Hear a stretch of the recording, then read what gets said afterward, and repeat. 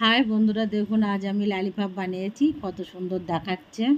পাপ বানানোর জন্য আমি মার্কেট থেকে চিকেনগুলো কেটে এনেছি। এবার ওটা আমি ভালো করে জল দিয়ে ধুয়ে নেব। লালিপাপটা এবারে ধুয়ে তোমাদের দেখিয়ে দিচ্ছি। দেখুন পিসগুলো কত বড় ছিল। আমি মশলাটা বানানো তোমাদের দেখাবো, অবশ্যই তোমরা দেখো। দেখুন আমি লালিপাপগুলো কিন্তু দেখিয়ে দিলাম। লালিপাপের মশলাগুলো বানানোর জন্য আমি একটা পাত্র নিয়ে নিলাম।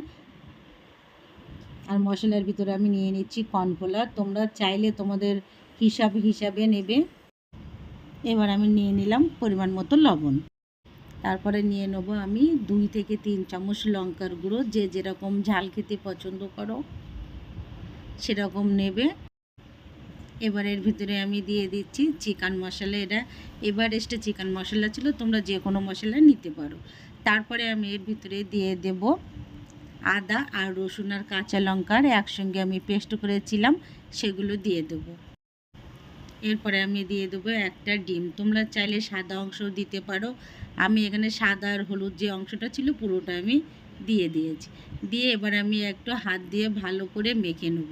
তোমরা চাইলে চামচের সাহায্যে মেখে নিতে পারো, কিন্তু হাত দিয়ে মাখলে মাখাটা কিন্তু খুব সুন্দর হয়। প্লিজ বন্ধুরা তোমরা ট্রাই করো আর কমেন্ট করে সাবস্ক্রাইব করে দিও। তোমাদের সাপোর্টের কিন্তু বিশাল দরকার। এর ভিতরে আমি একটু লেবুর রস দিয়ে দিলাম। আর এটা পুরো রেস্টুরেন্ট বা হোটেলে যেভাবে বানানো হয় কিন্তু ওইভাবেই, আর খেতে কিন্তু দুর্দান্ত টেস্টটা আসে। তোমরা একবার ট্রাই করো। এবার মশলাটা আমার হয়ে গেছে, তোমাদের দেখিয়ে দিয়েছি কী সুন্দরভাবে ব্যাটারটা বানিয়ে নিলাম। এবার এর ভিতরে যে চিকেন ললিপপগুলো ছিল এক এক করে এর ভিতরে দিয়ে হাতের সাহায্যে কিন্তু আমি ভালো করে মাখিয়ে আধা ঘন্টা আমি রেস্টের জন্য রেখে দেবো। তোমরা তোমাদের হাতে যদি সময় থাকে তাহলে একটু বেশিও রাখতে পারো, কিন্তু আধা ঘন্টায় বেস্ট। আধা ঘন্টা হলেই হয়ে যাবে।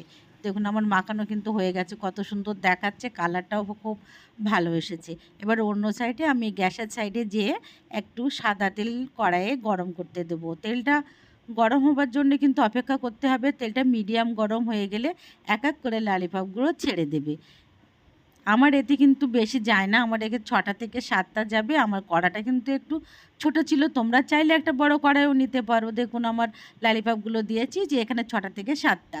এবার ললিপপগুলো আমি একটু খুন্তির সাহায্যে বা ঝাঁঝরির সাইডে একটু উল্টো পাল্টা করে নেড়ে নেড়ে দেবো, যাতে আমার উপর পিঠ যেন ভালোভাবে ফ্রাই হয়ে যায়, যেন ওর ভিতরে যেন কোনো কাঁচা অংশ না থাকে, আর ক্রিস্পি আর ক্রাঞ্চি যেন হয়।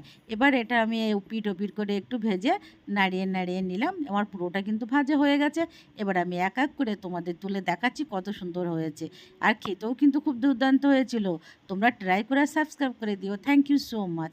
আর একটু ডেকোরেশন করে দিলাম।